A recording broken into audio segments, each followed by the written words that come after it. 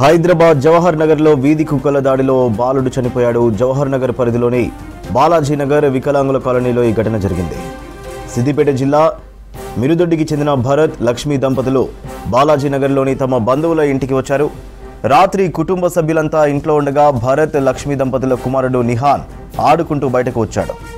అక్కడే తిరుగుతున్న వీధి కుక్కలు ఒక్కసారిగా బాలుడిపై దాడి చేశాయి. ఓ కుక్క నోటితో బాలుడిని పట్టుకుని దగ్గరలోని చెట్ల పొదల్లోకి తీసుకెళ్లింది. అక్కడ మరోసారి కుక్కలన్నీ దాడి చేశాయి. 15 నిమిషాల తర్వాత నిహాన్ కనిపించకపోవడంతో కుటుంబ సభ్యులు బయటకు పరుగులు తీశారు. పొదల్లో కుక్కలన్నీ గుంపుగా ఉండడంతో వెళ్లి చూడగా తీవ్ర గాయాలతో బాలుడు పడి ఉన్నాడు.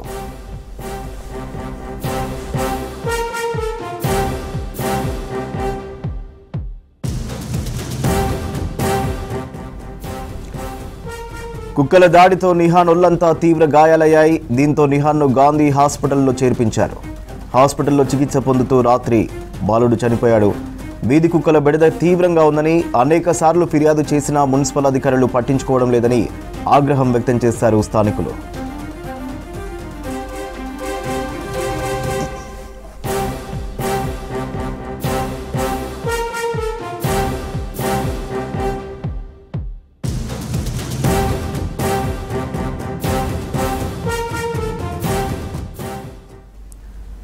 హైదరాబాద్ జవహర్ నగర్లో వీధి కుక్కల దాడిలో బాలుడు చనిపోయాడు.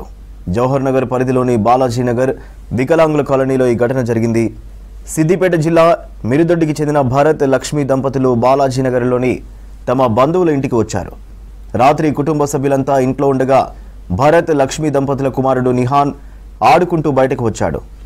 అక్కడే తిరుగుతున్న వీధి కుక్కలు ఒక్కసారిగా బాలుడిపై దాడి చేశాయి.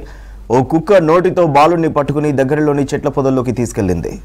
అక్కడ మరోసారి కుక్కలన్నీ దాడి చేశాయి. 15 నిమిషాల తర్వాత నిహాన్ కనిపించకపోవడంతో కుటుంబ సభ్యులు బయటకు పరుగులు తీశారు. పొదల్లో కుక్కలన్నీ గుంపుగా ఉండడంతో వెళ్లి చూడగా తీవ్ర గాయాలతో బాలుడు పడి ఉన్నాడు.